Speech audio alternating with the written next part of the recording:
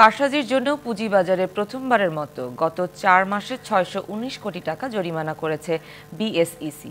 তবে বিরাট অঙ্কের অর্থ জরিমানা করা হলেও আদায় করা হয়েছে মাত্র ৩ কোটি টাকা। বিএসইসি বলছে জরিমানার অর্থ আদায় চলমান প্রক্রিয়া। বিগত সরকারের সময় ঘটে যাওয়া অনিয়ম ও কারসাজিগুলোর সুরাহা করে বর্তমান কমিশন এই জরিমানা করেছে। তবে সুশাসনের জন্য নেওয়া এসব পদক্ষেপের প্রভাব দেখা যায়নি ধুঁকতে থাকা পুঁজিবাজারে। গত বছর পুঁজিবাজারের বহুল আলোচিত ঘটনা ছিল শেয়ার লেনদেনে কারসাজির অভিযোগে ক্রিকেটার সাকিব আল হাসানকে ৫০ লাখ টাকা জরিমানা। তেমনি আরও একটি আলোচিত ঘটনা ছিল বেক্সিমকোর শেয়ার কারসাজির জন্য ৪ ব্যক্তি ও ৫ প্রতিষ্ঠানকে সোয়া ৪০০ কোটি টাকার বেশি জরিমানা। বিগত সরকারের সময় বিভিন্ন অনিয়মের ঘটনাগুলোর তদন্ত হলেও সেসবের বিরুদ্ধে ব্যবস্থা নেওয়া হয়নি।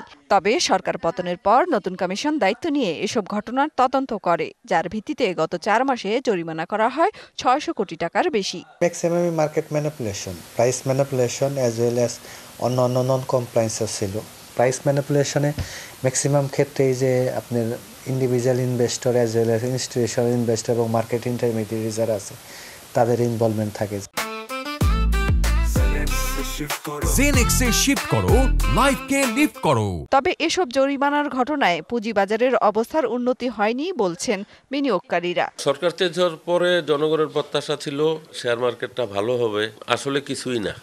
এখন শেয়ার মার্কেটের আরো দুরবস্থা। যাকে জেল এই জরিমানা ধরবে তাকে ১ সপ্তাহ বা ১৫ দিন বা ২০ দিনের ভিতর টাকা না হলে তাহলে তাকে জেলে যেতে হবে। এইরকম একটা কড়া আইন যদি করে তাহলে ঠিকই দেখবেন এই মার্কেট নিয়ে কেউ আর এইগুলো করবে না। ফেসবুক আর ইউটিউবেতে শুধু নেতিবাচক কথাগুলো বলতে, কারণ তারা শেয়ার বিক্রি করে এক সাইডে যে বসে রয়েছে তারা ভবিষ্যতে শেয়ার দাম আরও কমলে তারা কিনবে, আর আমাদের যখন পুঁজি আসার আগে তারা বিক্রি করে চলে যাবে আবার এইসব নিয়োগ করে। বিশ্লেষকরা বলছেন জরিমানার ঘটনায় একটি পক্ষ বিনিয়োগ বন্ধ রেখেছে, অন্যদিকে রাজনৈতিক অনিশ্চিত পরিস্থিতিতে নতুন করে বিনিয়োগ নিয়ে আসছে না কেউ।